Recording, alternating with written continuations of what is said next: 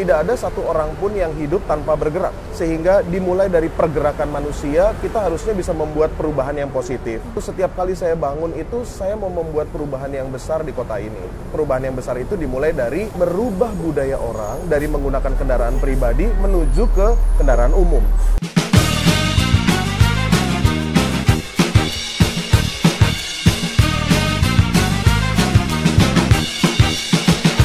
Ketemu lagi di Bus Stop Bincang Sahabat Top bersama saya Daud Yosep, Direktur Operasional dan Keselamatan Transjakarta.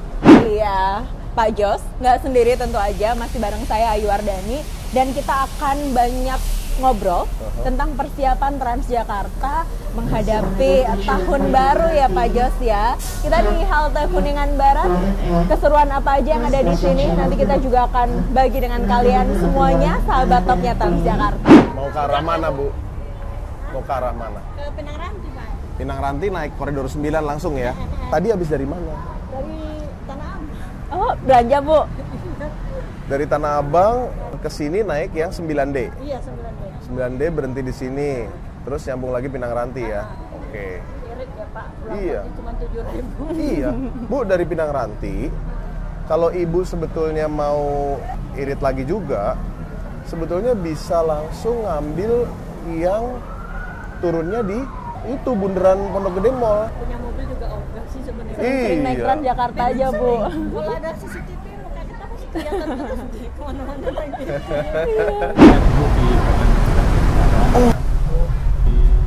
Dikaryakan di Kampung Depan. Saya terhormat bisa melayani Bapak. Saya terima kasih, kebetulan saya terima kasih sekali bahwa ini sudah saya pakai. Wah, bagus Pak. Tapi Bapak emang umurnya udah 60 tahun. Kok kelihatannya 45? Pak Jos, kalau kita lihat semua pelanggan Transjakarta betul-betul dari berbagai kalangan gitu ya. Tentu aja bentar lagi tahun baru akan ada persiapan khusus karena biasanya kalau tahun baru itu kan layanannya diperlukan sampai malam.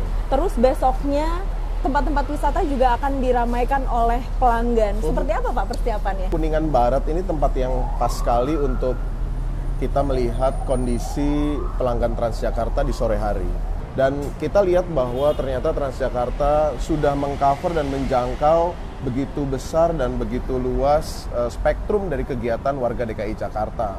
Nah, termasuk salah satunya adalah kegiatan di akhir tahun. Di tanggal 31, sesuai dengan arahan dari Pemprov DKI Jakarta, bahwa Transjakarta akan memperpanjang pelayanan sampai jam 2 pagi. Oke, jam 2 pagi, catat ya. Karena biasanya memang begitu, sampai jam 12 itu ritme kegiatan hiburan malah semakin naik. Betul. Ketika pergantian tahun, disitulah saat-saatnya di mana warga masyarakat berkumpul di beberapa tempat-tempat, sehingga sangat penting ada sistem transportasi atau ada layanan angkutan umum yang menghubungkan mereka untuk datang menuju tempat itu ataupun pulang dari sana. Oke, itu layanan reguler sampai jam 2 pagi dan Amari pun juga tetap jalan gitu ya Tetap Pak ada. ya. Terus biasanya di tanggal merah, hari libur, tempat-tempat wisata tuh banyak sekali dipadati oleh pengunjung. Apakah ada tambahan armada yang dilakukan oleh Transjakarta melakukan penambahan di titik-titik tersebut, Pak? Ini seru menurut saya, karena apa? Di beberapa tempat hiburan di Jakarta, itu saat ini sudah kembali menjadi tempat favorit. Dan inilah tempat-tempat yang akan kami tambah armadanya, plus kita akan tambahkan rute-rute direct. Apa itu rute-rute direct? Dari titik-titik yang sebelumnya harus transit atau nyambung menggunakan bus, berpindah dari satu halte ke halte lain, sekarang kita sediakan rute yang langsung menuju ke Ragunan. Dan beberapa titik lainnya yang tentunya akan mempermudah warga untuk menikmati liburan ini. Iya, jadi udah banyak banget persiapan yang dilakukan oleh Transjakarta dalam menyambut tahun baru, khususnya untuk pelanggan yang mau menghabiskan liburannya di Jakarta aja nih ya Pak ya. Nah, kalau kita lihat salah satu yang ramai adalah bus wisata. Bus wisata tetap jalan dan beroperasi Pak? Di libur tahun baru, kita menghadirkan ada rute baru. Wow. Yaitu rute dari Kota Tua menuju ke Pantai Maju. Oke. Jadi kalau Bapak Ibu sudah terbiasa naik bus tingkat sebelumnya pun berkumpul di kawasan Monas atau di kawasan Masjid Istiqlal, itu bisa memilih bus yang menuju ke Kota Tua, lalu dari Kota Tua naik rute yang baru menuju ke Pantai Maju. Namun ingat, kalau mau menikmati layanan ini harus membawa kartu uang elektronik. Betul. Dan ini tidak dipungut biaya, hanya untuk naik dan turunnya saja. Pak Jos, apa sih rasanya jadi Direktur Operasional dan Keselamatan Transjakarta yang nggak pernah tidur 24 jam terus melayani pelanggan? Tentunya ini kan panggilan tugas. Dan tanggung jawab seperti ini harusnya menjadi bagian dari setiap warga DKI Jakarta.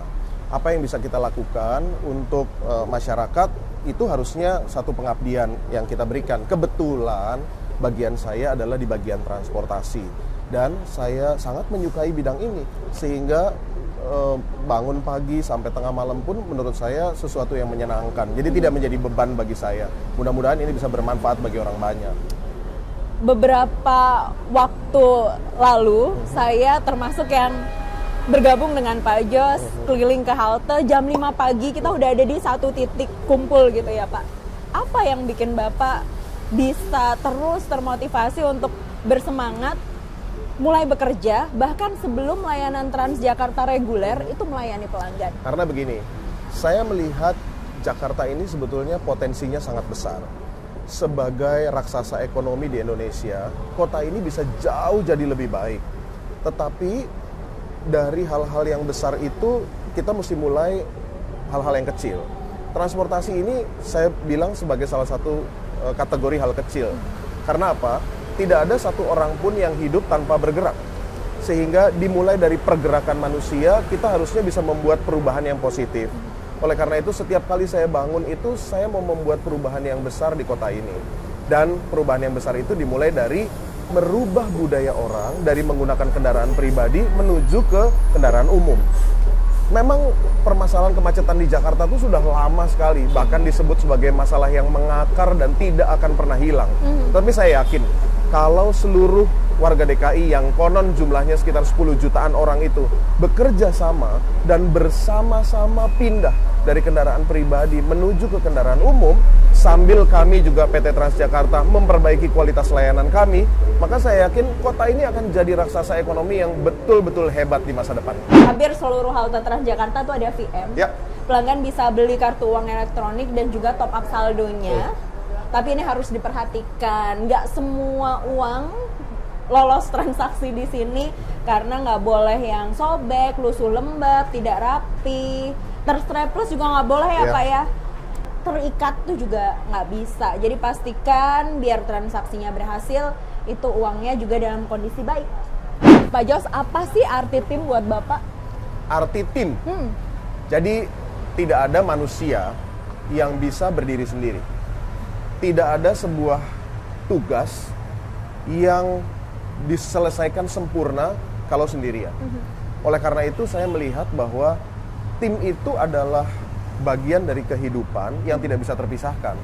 Saya punya tim yang sangat kuat.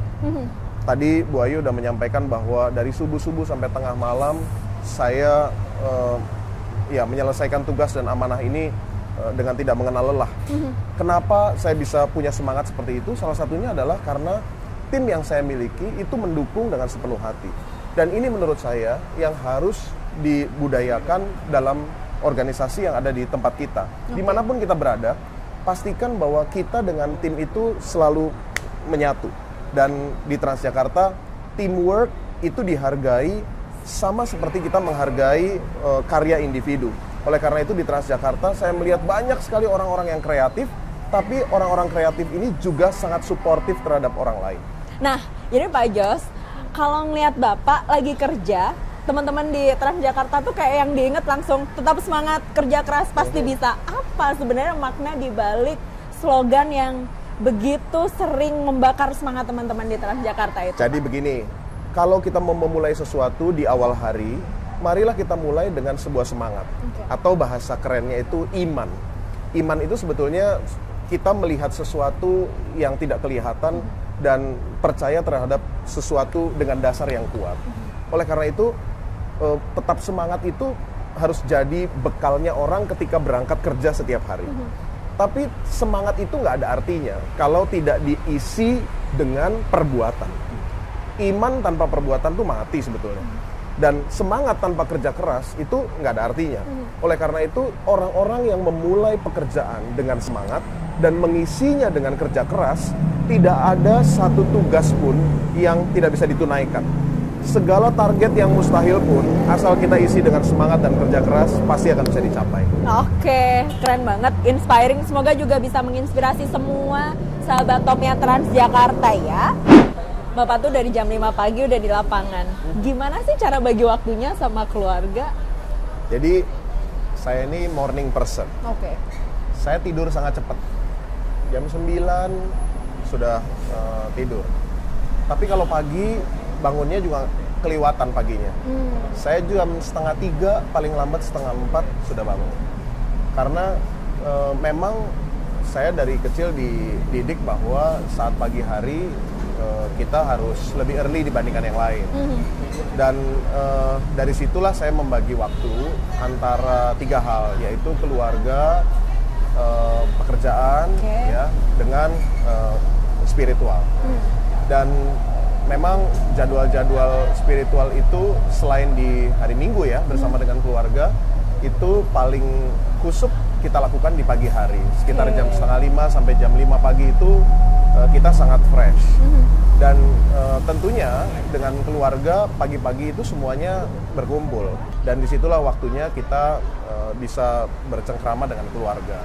Nah, pekerjaan sendiri memang selagi Tuhan memberikan kita kekuatan untuk bisa kontribusi kepada masyarakat, saya berkeyakinan bahwa di periode inilah kita memang harus all out. Karena akan tiba waktunya di mana memang kita udah nggak punya kekuatan lagi untuk bisa bersumbangsi kepada society. Dan saat kita masih kuat, saya akan memberikan dharma bakti saya, kekuatan, kemudian curahan pikiran untuk kebaikan orang banyak. Ini pertanyaan yang beneran saya pengen tahu. Bapak tuh sempat olahraga nggak sih, Pak? Jadi gini, karena Transjakarta itu punya 4.700 bus dan 280 halte, ketika saya mau naik turun tangga gitu, saya cukup naik turun bus. Dan saya diberkahi dengan adanya itu. Dan menurut saya, satu-satunya cara untuk kita bisa memperbaiki layanan adalah kita turun langsung dan melihat pelayanan itu. Sehingga saya dapat 2 value tuh. Olahraganya dapat, tapi pemeriksaan kualitas lapangan juga dapat. Oke, ada banyak banget pelajaran yang aku dapat ketika ngobrol ya sama Pak Jos. Pak Jos suka makan apa? Kalau makan sayur, senangnya gado-gado. Oke, bentar, gado-gado Betawi atau kayak gado-gado siram gitu, Pak? Gado-gado Betawi, dan gado-gado Betawi itu sangat enak karena biasanya ada tempe gorengnya gitu. Wow. Tapi kalau makanan yang agak sulit ditemuin, tapi saya suka, biasanya sushi. Oke. Protein hewaninya bagus sekali, dan katanya sih orang-orang Jepang banyak yang pinter-pinter karena sering makan ikan. Oh Jadi, iya. Iya. Dan katanya di sekitar halte Kuningan Barat agak jauh dikit sih, itu ada gado-gado enak yang pakai bumbunya tuh kacang mete juga. wah, boleh dong. Kita coba ya, Pak ya. Oke. Dan ini adalah akhir dari Bus Stop edisi kali ini. Selamat merayakan tahun baru bareng keluarga di rumah, sahabat-sahabat topnya Transjakarta. Oh iya, jangan lupa subscribe channel YouTube Transjakarta dan juga Spotify ada di bawah ini, dan juga follow seluruh sosial media Transjakarta ya. Ayu Wardani dan Direktur Operasional dan Keselamatan PT Transportasi Jakarta, Bapak Daud Joseph pamit. Sampai jumpa. Ayo naik Transjakarta.